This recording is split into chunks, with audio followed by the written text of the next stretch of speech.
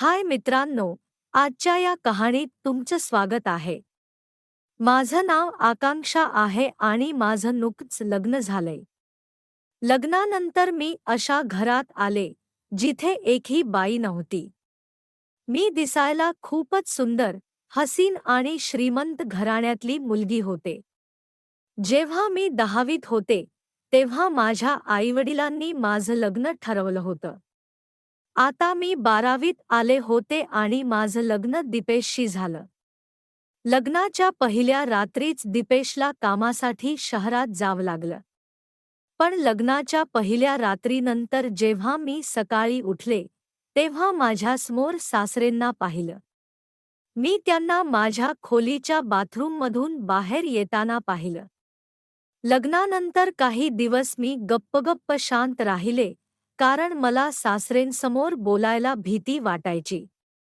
आता दीपेश शहरात गेल्यानंतर माझा दीर सागर, जो 21 वर्षांचा होता, आणि सासरे, जे 48 वर्षांचे होते, या दोन पुरुषांसोबत मी त्या घरात एकटी बाई होते. लग्नाच्या दुसऱ्या दिवशी मला सासरेंचा मोठा आवाज ऐकू आला आणि तेव्हापासून मी त्यांच्यासमोर मान खाली घालून राहू लागले. सासरे थोडे इकडे-तिकडे फिरत असायचे आणि माझा छोटा दीर सागर माझ्या मागेपुढे असायचा. सागर मला माझ्या नावानेच हाक मारायचा. मी त्याच्या मोठ्या भावाची बायको होते, पण मी त्याच्यापेक्षा वयाने लहान होते, म्हणून तो मला माझ्या नावानेच हाक मारायचा. लग्नाच्या काही दिवसांनंतर मला खूप अस्वस्थ वाटू लागलं आणि मला माझ्या नव्या दीपेशची खूप आठवण येऊ लागली.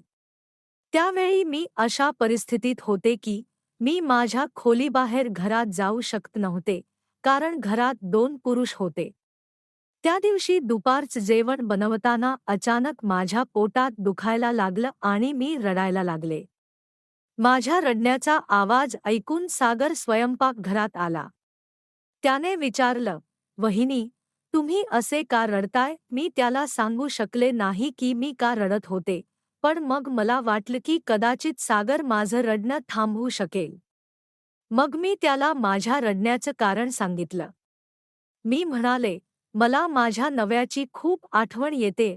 तेव्हा त्याने म्हणालं, "वहिनी, मी आता दादाला बोलावतो." त्याने लगेच आपल्या मोबाईलवरून दीपेशला फोन लावला आणि माझी त्याच्याशी बोलणी करून दिली. दीपेश म्हणाला, "मी अजून काही दिवस कामात व्यस्त आहे. काम संपलं की मी लवकरच परत येईन. तोपर्यंत तू स्वतःची काळजी घे." दीपेशने मला संयम ठेवायला सांगितलं आणि फोन ठेवताना म्हणाला, "जर तू माझ्या छोट्या भावाची आणि सासरेंची चांगली काळजी घेशील, तर मला खूप आनंद होईल." माझा नवरा स्वभावाने आणि रूपाने दोन्हीमध्ये उत्तम होता. मी दीपेशला ऐकलं की त्याचा आनंद त्याच्या सासरेंना आणि भावाला आनंदी ठेवण्यात आहे आणि मलाही माझ्या सासरच्या मंडळींना आनंदी ठेवायचं होतं. दीपेशशी बोलल्यानंतर माझ्या चेहऱ्यावर एक वेगळीच खुशी होती. पण काही मिनिटांतच माझा चेहरा खूप सुजला. तेव्हा सागरने मला अचानक मिठी मारली आणि म्हणाला, "वहिनी, आता तुम्ही खुश आहात ना? असं रडू नका. तुम्हाला काही वाटलं तर मला सांगायला या." सागरचा स्वभाव माझ्या नव्यासारखाच होता, अगदी भोळा. कधी तो मला वहिनी म्हणायचा, तर कधी माझ्या नावाने हाक मारायचा. आता हळूहळू माझी आणि सागरची बोलणी सुरू झाली. मला काही वंग असेल तर मी सागरला सांगायचे, कारण अजूनही माझी सासरेंशी समोरासमोर बोलणी झाली नव्हती. त्या संध्याकाळी जेव्हा सासरे घरी आले, तेव्हा ते लंगडत चालत होते आणि त्यांचे कपडे चिखलाने माखले होते. त्यावेळी सागरही घरी नव्हता, तो कुठेतरी कामासाठी बाहेर गेला होता. सासरेंना अशा चिखलाने भरलेल्या कपड्यांमध्ये पाहून मला समजलं की हे कुठेतरी पडले असतील. सासरे घरी आले आणि मला बाहेरून हाक मारली. मी लगेच बाहेर गेले आणि त्यांचं पिशवी घेतलं. सासरेंनी मला पाण्याचा मोटर चालू करायला सांगितला. त्यांनी माझ्यासमोर आपला कुर्ता काढला आणि ते फक्त एका छोट्या मध्ये माझ्यासमोर उभे होते. मला सासरेंना इतक्या छोट्या मध्ये पाहून खूप लाज वाटत होती, पण घरी कोणी नव्हतं म्हणून नाईलाजाने मला त्यांची मदत करावी लागली. सासरेंनी मला त्यांच्यावर पाणी ओतायला सांगितलं. मी त्यांच्या अंगावर पाणी ओतत होते आणि सासरे आपल्या अंगावरची माती साफ करत होते.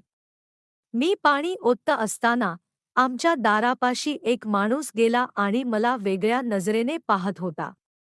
माझ्यासमोर सासरे अर्ध्या कपड्यांमध्ये उभे होते, पण त्यांना अजिबात लाज वाटत नव्हती. ते माझ्यासमोर आपल्या उघड्या अंगाने उभे होते. ते फार वृद्धही नव्हते, पण तरीही मला त्यांना पाहून लाज वाटत होती. मग सासरेंनी मला जवळ बोलावलं आणि पाणी ओतायला सांगितलं. ते म्हणाले, "तू इतक्या लांबून पाणी ओततेस, पाणी मला जोरात लागतंय.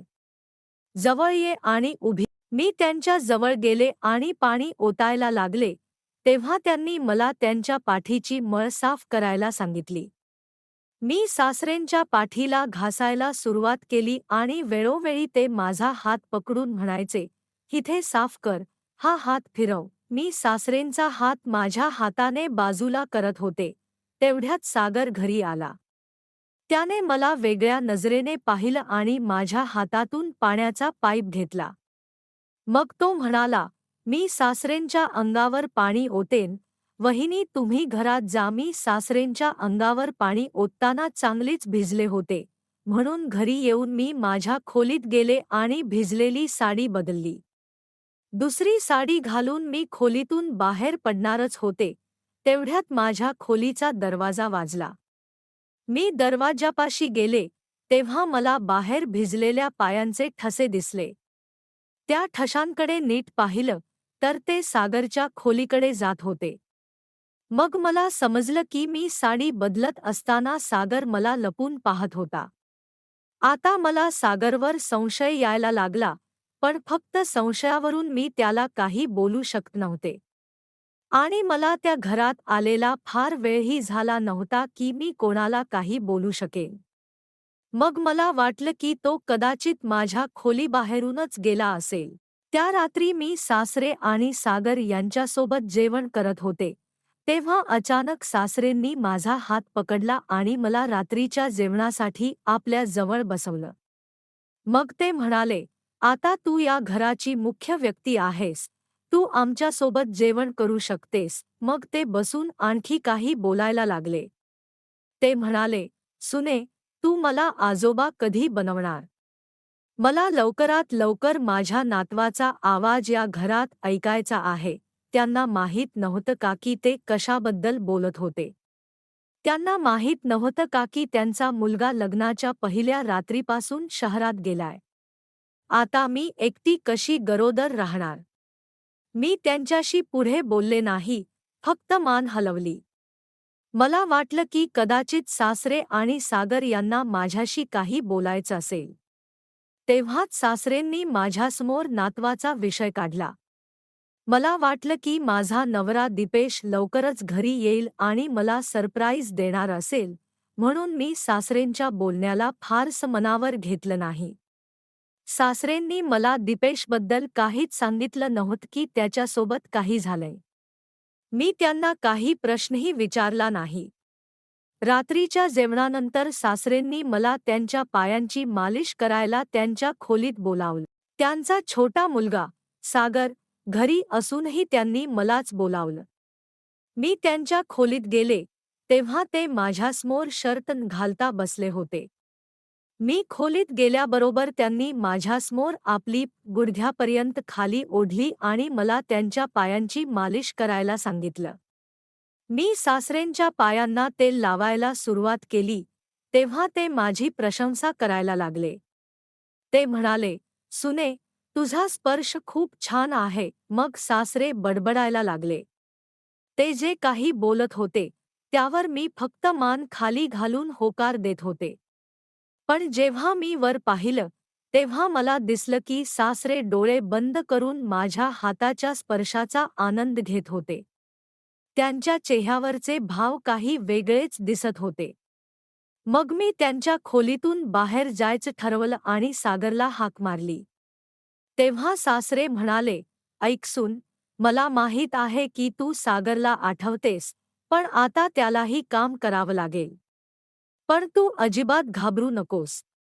सागर माझा मुलगा आहे, त्याच्यात आणि माझ्यात काही फरक नाही. तुला काही वाटलं तर मला नक्की सांग. सासरे माझ्याशी बोलत असतानाच बाहेरून सागरला खोकला आला. त्याचा आवाज ऐकून सासरेंना वाटलं की सागर कदाचित त्यांच्या खोलीबाहेर असेल. मग त्यांनी त्याला हाक मारली. खरंच, सागर खोलीबाहेर उभा होता. काही वेळात तो खोलीत आला. सासरे सागरवर चिडणार होते, कारण तो खोलीबाहेर काय करत होता. पण त्यांनी विषय बदलला आणि माझ्याशी बोलायला लागले. ते म्हणाले, जेव्हा मी घरी नसेन, तेव्हा तू सागरला सांग की तुला काय हवं आहे. सागर हा दिपेशचा भाऊ आहे. दिपेश, मी आणि सागर, आम्ही तिघे एकच आहोत. तू आमची काळजी घे, आम्ही तुझी काळजी घेऊ.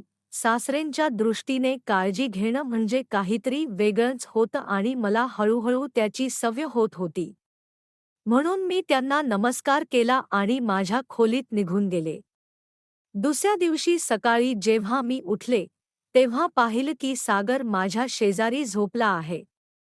सागर माझ्या शेजारी झोपला होता, पण त्यापेक्षा धक्कादायक गोष्ट म्हणजे सासरे माझ्या खोलीच्या बाथरूममधून बाहेर येताना दिसले.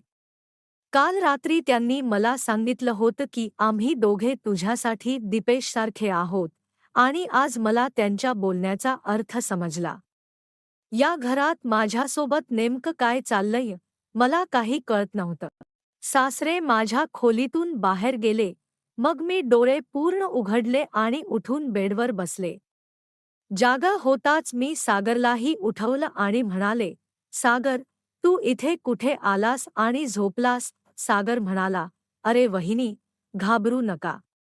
रात्री अचानक माझ्या खोलीचा पंखा बंद झाला, म्हणून मी झोपेतच शेजारच्या खोलीत आलो. आता तुम्ही मला उठवलंय, तर मला समजलं की मी रात्री तुमच्या खोलीत आलो होतो. रात्रीच्या अंधारात मला काही दिसलं नाही, म्हणून चुकून इथे आलो. मला माफ करा, आणि इतकं घाबरण्याची गरज नाही. रात्री सासरे तुम्हाला सांगतील की दिपेश दादा काय आहे आणि मी काय आहे. दादानंतर या घरावर माझाच अधिकार आहे.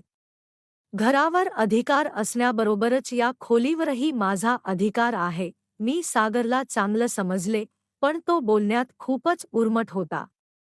सकाळी त्याने माझ्याशी उर्मटपणे बोललं होतं. त्याचं हे सगळं बोलणं माझ्यासाठी खूप मोठी गोष्ट होती.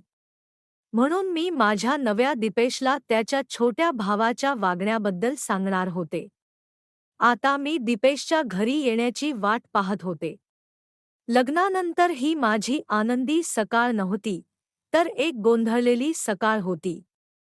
कारण मी सकाळी उठले, तेव्हा माझा दीर माझ्या शेजारी झोपला होता आणि सासरे माझ्या बाथरूममधून बाहेर येत होते. इतक्या मोठ्या 15 खोल्यांच्या घरात असूनही त्यांना दोघांना माझ्या खोलीत बेड आणि माझं बाथरूम कसं दिसतं. सकाळपासून मी माझ्या खोलीत बसून विचार करत होते, तेवढ्यात मला बाहेरून सासरेंचा आवाज ऐकू आला. मी पटकन बेडवरून उठले आणि खोलीबाहेर गेले. मी 10 मिनिटात नाश्ता बनवून त्यांच्यासमोर ठेवला.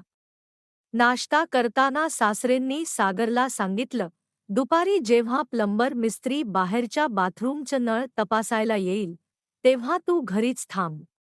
कारण सून घरी एकटी आहे. आमच्या घरात फक्त माझ्या खोलीतच स्वतंत्र बाथरूम होतं, बाकी सर्वांसाठी एक सामायिक बाथरूम होतं. सासरेंच्या बोलण्यावरून मला समजलं की सामायिक बाथरूमचा नळ तुटला असेल, म्हणूनच सकाळी ते माझ्या खोलीच्या बाथरूममध्ये आले असतील. त्या दिवशी दुपारी प्लंबर मिस्त्री नळावर काम करायला आला होता. सासरे आपल्या कामावर गेले होते. सासरे गावात एका डेअरीवर काम करायचे. गावात त्यांचं खूप नाव होतं. सागर अजून शिकत होता. दुपारी नळाचं काम झाल्यावर प्लंबर गेला, तेव्हा मी आणि सागर घरी होतो. दुपारच्या जेवणानंतर मी माझ्या खोलीत बसले होते, तेव्हा सागर माझ्या खोलीत आला. त्याच्या हातात एक डबा होता. त्याने तो डबा माझ्यासमोर ठेवला आणि म्हणाला, "हे पार्सल तुमच्यासाठी दीपेश दादाने शहरातून पाठवलंय." पार्सलमध्ये एक पंजाबी ड्रेस आणि मिठाईचा डबा होता. दीपेशने माझ्यासाठी एक चिठ्ठीही लिहून पाठवली होती. त्यात लिहिलं होतं, "प्रिय पत्नी, मी लवकरच गावात परत येऊन तुझ्याशी भेटेन." दीपेशचा गोड संदेश वाचून मी लगेच त्याने पाठवलेली मिठाई खाल्ली आणि सागरसोबतही वाटून खाल्ली. दीपेशचा संदेश वाचून मी इतकी खुश झाले की मी 8 ते 10 मिठाया खाल्ल्या. सागरला मिठाई दिली आणि तो खोलीबाहेर गेला. मग मी थोडा वेळ आराम केला. जेव्हा मी उठले, तेव्हा बाहेर तेजस्वी प्रकाश दिसत होता. मी उठून चेहरा धुण्यासाठी बाथरूममध्ये गेले. जेव्हा मी आरशात स्वतःला पाहिलं, तेव्हा मी थक्क झाले, कारण माझा चेहरा आणि मान पूर्ण सुजली होती. मला समजलं नाही की एका तासाच्या झोपेत मी इतकी कशी सुजले. मला आठवत नव्हतं की झोपल्यानंतर मी किती वेळा उठले किंवा नाही. मग मी स्वयंपाकघरात जाऊन स्वतःसाठी जेवण बनवायला लागले, तेवढ्यात घराचा दरवाजा वाजला. दरवाजा उघडला, तर समोर माझी बालपणीची मैत्रीण निशा होती. निशाने मला म्हणाली, "आकांक्षा, मी काल तुझ्याशी भेटायला आले होते, पण दीपेशने मला सांगितलं की तू झोपली आहेस." काल दुपारी निशा माझ्याशी भेटायला आली होती, म्हणजे मी 1.5 दिवसानंतर उठले होते. मी याआधी कधी इतकी गाढ झोपले नव्हते. मग निशा बोलत होती. ती म्हणाली, "मी माझ्या काकांच्या गावाला आले होते. जेव्हा मला कळलं की तुझं लग्न या गावात झालंय, तेव्हा मी तुझ्याशी भेटायला तुझ्या घरी आले. आकांक्षा, दीपेश तुझ्यावर खूप प्रेम करतो, हे तुझ्या शरीरावरून मला दिसतंय. काल जेव्हा मी तुझ्याशी भेटायला आले, तेव्हा दीपेश तुझ्या शेजारी बसला होता आणि तुझ्याबरोबर खूप खुश दिसत होता. लग्नाच्या अगदी कमी दिवसात तुझी तब्येत खूप निखरली आहे." या सगळ्यात मी निशाला विचारायचं विसरले की ती कशी आहे. पण तिला हे विचारण्याऐवजी मला तिला हे विचारायचं होतं की ती कोणाला माझा नवरा म्हणते. मग मी तिला विचारलं, "तू खरंच कोणाला दीपेश म्हणतेस?" ती म्हणाली, "मी त्या माणसाला बोलते जो काल तुझ्या घरात तुझ्या बेडवर बसला होता. त्याचं नाव सागर आहे ना?" निशाने माझ्या दीर सागरला माझा नवरा समजलं होतं. सागर एक तरुण, देखणा मुलगा होता, त्यामुळे कोणालाही असा गैरसमज होणं स्वाभाविक होतं. म्हणून मी तिला सांगितलं, "सागर माझा नवरा नाही, तो माझा छोटा दीर आहे. माझा नवरा शहरात नोकरी करतो आणि लवकरच मला शहरात घेऊन जाईल." मग निशा म्हणाली, "मला हे ऐकून बरं वाटलं की दीपेश शहरात नोकरी करतो. पण आकांक्षा, जेव्हा तुझा नवरा शहरात आहे, तेव्हा तू इथे गावात तुझ्या सासरेंबरोबर आणि दीरसोबत काय करतेस? काल ज्या पद्धतीने तू आपल्या बेडवर सागरसोबत बसली होतीस, तेव्हा मला वाटलं की तो तुझा नवरा आहे.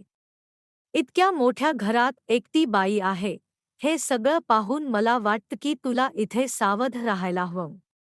नाहीतर जितक्या लवकर होईल तितक्या लवकर तू आपल्या नव्यासोबत शहरात निघून जा." निशाने काही मिनिटांतच वातावरण खूप गंभीर बनवलं होतं, पण तिने जे काही सांगितलं, ते खरं होतं. मला आता त्या 2 माणसांसोबत घरात राहणं सुरक्षित वाटत नव्हतं. त्यांचं बोलणं, सागरचं माझ्या मागेपुढे फिरणं, या सगळ्या गोष्टी काहीतरी वेगळंच दर्शवत होत्या. आता तर हद्दच झाली होती. मी जवळजवळ 1.5 दिवस झोपले होते आणि घरात कोणी मला याबद्दल काहीच सांगितलं नाही. मला समजलं नाही की एका रात्रीत माझं शरीर अचानक इतकं चांगलं कसं झालं. जेव्हा निशाने वातावरण गंभीर बनवलं, तेव्हा ती मला म्हणाली, "दीपेश शहरात नोकरी करतो, तर त्याच्याकडे मोबाईल फोन असेलच ना? तो सोशल मीडियावर असेल का?" मी तिला म्हणाले, "मला याबद्दल काही माहीत नाही. माझ्याकडे स्वतःचा मोबाईलही नाही." तेव्हा निशा म्हणाली, "तू मला फक्त दीपेशचं नाव सांग, मी सोशल मीडियावर त्याचं नाव शोधते." निशाने काही वेळातच आपल्या मोठ्या मोबाईलमध्ये दीपेशचं नाव शोधलं. तिथे मला दीपेशचे अनेक फोटो दिसले. मी निशाला यू म्हणाले, कारण तिच्यामुळे मला दीपेशचे अनेक चांगले फोटो पाहायला मिळाले. पण मी काही समजू शकले नाही. दीपेशचे फोटो पाहिल्यानंतर निशा लगेच आपल्या घरी निघून गेली. निशा लहानपणापासूनच आपल्या आईवडिलांसोबत शहरात गेली होती, म्हणून तिच्या आईवडिलांनी तिला चांगलं शिक्षण दिलं होतं आणि ती या सगळ्या गोष्टींची चांगली जाणकार होती. माझ्याशी बोलल्यानंतर निशा आपल्या मामाच्या घरी निघून गेली. ती गेल्याबरोबर सासरे आणि सागर घरी आले. सागर माझ्याकडे नजर चोरताना दिसला. रात्रीच्या जेवणानंतर सासरेंनी सागरला आपल्या खोलीत बोलावलं. तो लटपटत त्यांच्या खोलीत गेला. मग आत काय झालं मला काही माहीत नाही. पण मला त्या दोघांवर संशय यायला लागला, म्हणून मी त्यांच्या मागोमाग सासरेंच्या खोलीपाशी गेले. मी त्यांच्या खोलीकडे लक्ष द्यायला लागले आणि त्यांची बोलणी लपून ऐकायला लागले. सागर सासरेंशी बोलत होता, सासरे, जरा घाई करू नका. एकतर आकांक्षा वहिनी अजून खूप लहान आहे. जेव्हा मी पहिल्यांदा तिच्यासोबत झोपलो, तेव्हा ती एका दिवसातच पूर्ण सुजली. आता आपल्याला अजून काही दिवस थांबावं लागेल, सासरे म्हणाले, तू मला खूप भित्रा वाटतोस. इतकी आकर्षक आणि सुंदर बाई समोर दिसत असताना तू खूप घाबरतोस. आता मला काही सांगू नकोस, मला 2 दिवसात रिझल्ट हवाय. सासरे सागरशी कोणत्या रिझल्टबद्दल बोलत होते, मला काहीच कळलं नाही. सागरला माझ्या शरीराच्या सुजेचं कारण माहीत होतं, म्हणजे मी 1.5 दिवस झोपले नव्हते, तर नक्कीच हे त्या दोघांचं कृत्य होतं. यात त्या दोघांचा काहीतरी संबंध आहे. कोणी त्यांच्या खोलीतून बाहेर येऊन मला पाहण्याआधी मी तिथून माझ्या खोलीत निघून गेले. काही वेळाने सासरे माझ्या खोलीत आले आणि त्यांनी दीपेशच्या नावाने एक डबा माझ्या हातात ठेवला. ज्या प्रकारे सागरने मला डबा दिला होता, तसाच डबा सासरेंनी मला दिला. मग ते म्हणाले, दीपेशने तुझ्यासाठी शहरातून हे पार्सल पाठवलंय. त्या पार्सलमध्ये एक प्रेमळ पत्र होतं आणि मिठाईचा डबा होता. सासरेंनी मला ती मिठाई खाण्याचा आग्रह केला. ते म्हणाले, दीपेशने खास तुझ्यासाठी शहरातून ही मिठाई पाठवली आहे. मी त्यांच्यासमोर मिठाई तोंडात टाकली आणि खाण्याचा नाटक करायला लागले. सासरे माझ्या खोलीतून बाहेर पडताच मी बाथरूममध्ये गेले आणि जी मिठाई खाल्ली होती, ती लगेच बाहेर काढली आणि चुपचाप माझ्या बेडवर झोपायला गेले. मग काही वेळाने माझ्या खोलीचा दरवाजा उघडल्याचा आवाज आला. मी डोळे घट्ट बंद केले. अचानक मला जाणवलं की कोणीतरी माझ्या शेजारी बसलं आहे. मग माझ्या अंगावर काहीतरी चालल्यासारखं वाटलं, ज्यामुळे मी खूप घाबरले. त्यानंतर मला खाली काहीतरी टोचल्यासारखं वाटलं. मी झटकन उठले आणि माझ्या खोलीची लाईट लावली. लाईट लागताच माझी मैत्रीण निशा माझ्या खोलीच्या बाथरूममधून हातात काठी घेऊन बाहेर आली आणि माझ्या शेजारी सागर बसला होता. त्याला पाहून निशाने त्याच्यावर काठी चालवली. सागर घाबरला आणि म्हणाला, वहिनी, मी काहीच केलं नाही. तो मार खाण्यापासून वाचण्यासाठी असं बोलला. मग मी त्याला विचारलं, या घरात माझ्यासोबत खरंच काय चाललंय? मी सागरला म्हणाले, निशाने तुझी सगळी रेकॉर्डिंग आपल्या मोबाईलमध्ये केली आहे. आता तू इथे माझ्यासोबत काय करायला आलास? सगळं खरंखरं सांग, नाहीतर होणार नाही. जर तू खरं सांगितलं नाहीस, तर मी तुला पोलिसांच्या स्वाधीन करेन. मग सागर बोलायला लागला. तो म्हणाला, आकांक्षा वहिनी, तुझं लग्न तुझ्यासाठी खूप मोठा धोका आहे. सासरेंच्या हट्टामुळे दीपेश दादाने तुझ्याशी लग्न केलं. जेव्हा तू अल्पवयीन होतीस, तेव्हा सासरेंनी तुझं लग्न दादाशी लावून दिलं. पण त्यानंतर दादा शहरात शिकायला गेला होता. तिथे दादाला एका मुलीशी प्रेम झालं आणि त्याने तिच्याशी तिथेच लग्न केलं. दादाने सासरेंच्या भीतीने आपल्या लग्नाबद्दल काहीच सांगितलं नाही. मग सासरेंनी दादाचं लग्न तुझ्याशी लावून दिलं. पण दादाला तुझ्याशी लग्न करायचं नव्हतं. पण सासरेंच्या भीतीने त्याला तुझ्याशी लग्न करावं लागलं. पण लग्नानंतर दादाने सासरेंना सगळं सांगितलं. आता सासरेंना आपल्या प्रतिष्ठेची काळजी आहे. म्हणून सासरेंनी मला तुझ्या जवळ यायला सांगितलं, जेणेकरून तू एकदा गरोदर राहिलीस तर तुला हे कळल्यानंतर माझ्याशी लग्न करायला तयार होशील आणि तुझ्याकडे दुसरा कोणताही पर्याय राहणार नाही, कारण दादा आता गावात यायला तयार नाही. काही दिवसांनी तुझ्या माहेरच्या मंडळींना विचारायला लागेल की दादा कुठे आहे.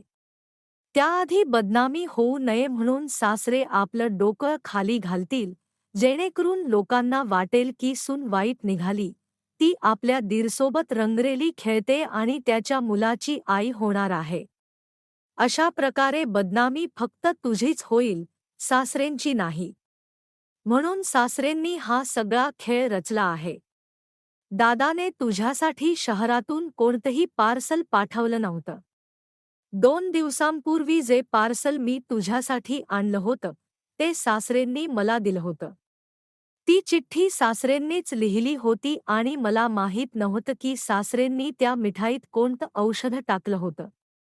दादाने चिठ्ठी पाठवली आहे, या आनंदात तू सगळी मिठाई खाल्लीस आणि त्यामुळे तू पूर्ण 1.5 दिवस झोपलीस. मग मी प्लॅनप्रमाणे तुझ्यासोबत ते सगळं करायचं होतं, पण जेव्हा मी तुला हात लावायचो, तेव्हा झोपेत तुझा निरागस चेहरा पाहून मला तुझ्यासोबत काहीच वाईट करायची इच्छा होत नव्हती. तुझ्या जवळ येण्याआधी मी सासरेंच्या बोलण्यात आलो होतो आणि तुझ्यासोबत काहीही करायला तयार होतो. पण जेव्हा झोपेत तुझा निरागस चेहरा पाहिला, तेव्हा मला स्वतःचीच लाज वाटायला लागली की मी असं कोणाशी तरी वाईट कसं करू शकतो. म्हणून मी रात्रभर तुझ्या जवळ बसून घालवली आणि सकाळी बाहेर निघून गेलो. इतक्या वेळ झोपल्याने तुझं संपूर्ण शरीर सुजलं आहे. सागरच्या तोंडून सगळं सत्य ऐकून माझ्या पायाखालची जमीन हादरली. ज्या माणसाशी माझं लग्न झालं होतं, त्याने मला कधीच आपली पत्नी मानलं नाही. दीपेशला त्या मुलीवर प्रेम होतं, तिच्यासोबत शहरात आयुष्य सुरू करण्यासाठी तो मोकळा होता. पण त्याने आपल्या सासरेंच्या भीतीने माझ्याशी लग्न करून माझं आयुष्य उद्ध्वस्त केलं.